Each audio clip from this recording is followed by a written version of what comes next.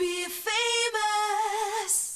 Pop star Brian McFadden has revealed that he was recently taken aback when Dannii Minogue questioned how he'd got together with his fiancée, Goodrem, who happened to be a good friend of Danny's. He's revealed, when we met, she looked into my eyes and said, "I'm trying to see what Delta sees in you."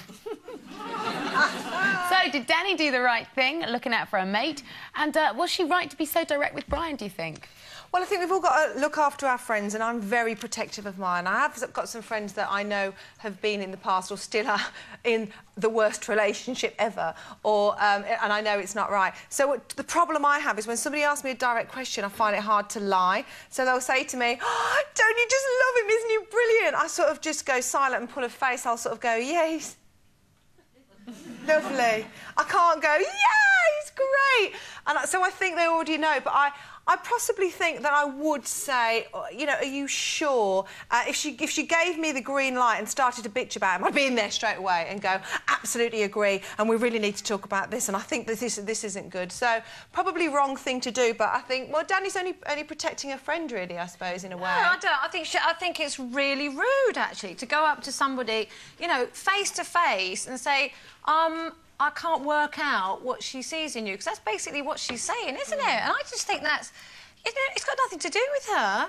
and it's got nothing to do with anybody else. If someone is a grown-up and they choose to go out with someone or be with someone, why should anybody else question that? I wouldn't dare do that. Well, you know, it's all in the delivery. He may have, you know, really relayed this story a little kind of harshly in black and white print. Well, maybe, but she doesn't seem like a really rude person. No, she doesn't. But you know, even if it's a joke, it's still like, you know, it still could be quite hurtful. I'm trying to work out what she sees in you.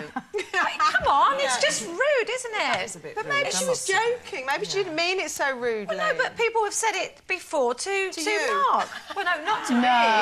Yeah, but you know, maybe not in an all serious way, but it's still quite rude and it's still quite hurtful. Can't see what you see in her. Ha ha ha. Oh, no. You know, and I think it's a bit rude.